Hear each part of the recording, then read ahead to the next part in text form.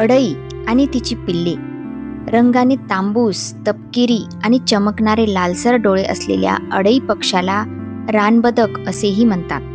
देवधानात रात्रभर चरण्यासाठी अडया थव्या थव्याने उतरतात. नवेगाव सरोवराच्या बांधावर आपल्या चोचींनी पंख साफ करत त्या उभ्या असतात. झिंगे, लहान मासे, कंद हे त्यांचे आवडते खाणे. पावसाळा येताच लहान तळी, बोडीकाठचा मोहा, बेहडा, चिंच किंवा पळसाच्या झाडावर अडई जोडी जोडीने बसलेले दिसतात. अशाच एखाद्या झाडाच्या पोखरीत मादी अंडी घालते. अंड्यावर बसलेल्या अडईचे चित्र घेण्याकरता आम्ही हिंडत होतो. पालांदूर येथे 60 फूट उंचीवर ताडाच्या झाडाच्या फटीत अडई घरटे करते. तळ्यावरून घरट्याकडे झेप घेणाऱ्या अडईसारखे मनाला भावणारे दृश्य निसर्गात क्वचितच असेल. गाई गुरांबरोबर जंगलात हळूहळू फिरणाऱ्या दाम्या गायक्याचे साऱ्या परिसरात लक्ष असे. त्यानेच बातमी दिली की भुईशिंदीच्या झुडपातून एक अडई फडफड उडालेली त्याला दिसली. दुसऱ्या दिवशी कॅमेरे घेऊन आम्ही पवनीच्या जंगलातून खरकाडी नाल्याची वाट धरली. एखाद्या गुप्तधनाकडे जावे तसे आम्ही उत्सुकतेने व उत्साहित मनाने हिरव्यागार गवतातील शेवाळलेल्या पाऊल वाटेने चाललो होतो. अडईचा गोदा 100-150 फुटांवर असल्याचे दामाने सांगितले. आम्ही हळूहळू पावले टाकत भुईशिंदीच्या झुडपानजीक आलो. दामा बोटाने खुणावत त्यात अडई बसल्याचं सांगत होता. मी चोर पावलाने झुडपानजीक आलो. आम्ही तिच्या घरट्याचे निरीक्षण केले. झुडपाच्या मध्यावर तिने गवत पाने जमिनीवर अंथरून गोलाकार घरटे केले होते. त्यात फिक्या पिवळसर रंगाची 10 अंडी दिसली. भुईशिंदीच्या झुडपाला नाल्याच्या बाजूने गोल छिद्राचे प्रवेशद्वार होते. दाराला लागून 1.5 फूट लांबीचे भुयार झुडपात होते. हे भुयार मोठे अद्भुत होते. वरच्या पानांची कमान केली होती. बाजूची पाने एकमेकात मोठ्या कुशलतेने गुंफली होती. त्या झुडपात जवळून जाणाऱ्या येणाऱ्यांना इथे गोदा असावा असे कधीच वाटले नसते. आम्ही त्या घरट्यापासून 100 फूट अंतरावर एका आवळ्याच्या झाडाआड लपून बसलो. अंदाजे 10-15 मिनिटांनी अडई नाल्यातून हळूहळू चालत वर येताना दिसली. मोठ्या सावधगिरीने ती घरट्याकडे येत होती. मध्येच ती खोलगट भागात थांबून एखाद्या गनिमाप्रमाणे टेहळणी करी.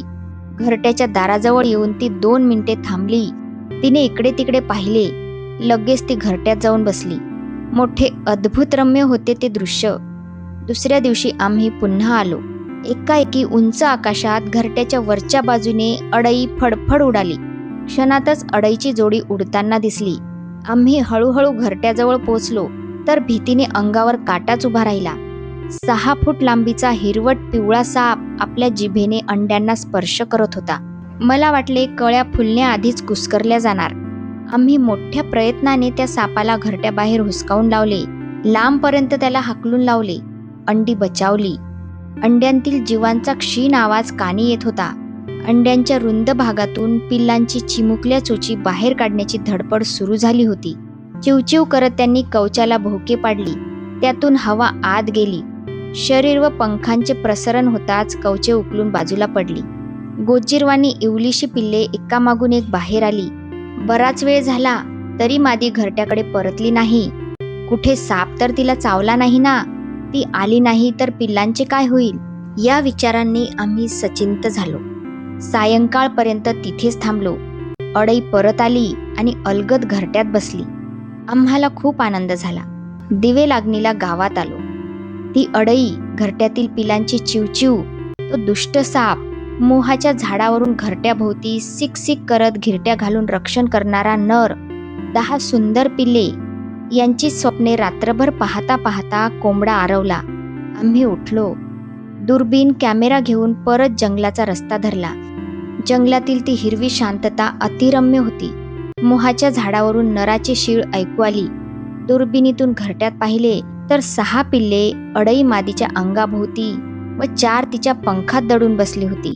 काळ्या पांढऱ्या रंगांची चिमुकल्या पंखांवर पांढरे ठिपके असलेली ती गोजीरवाणी पिल्ले पाहून फार आनंद झाला.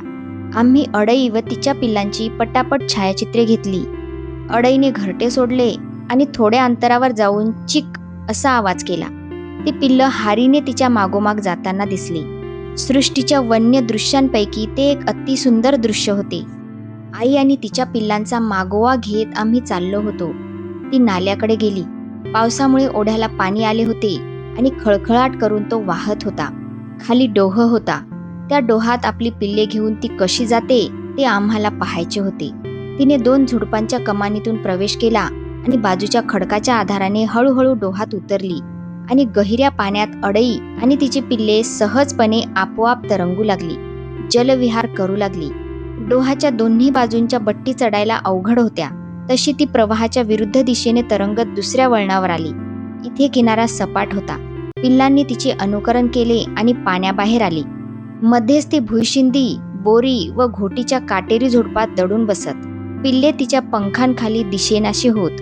वरून अडई नर चिवई चिव चिवई चिव करत घिरट्या घालताना दिसे.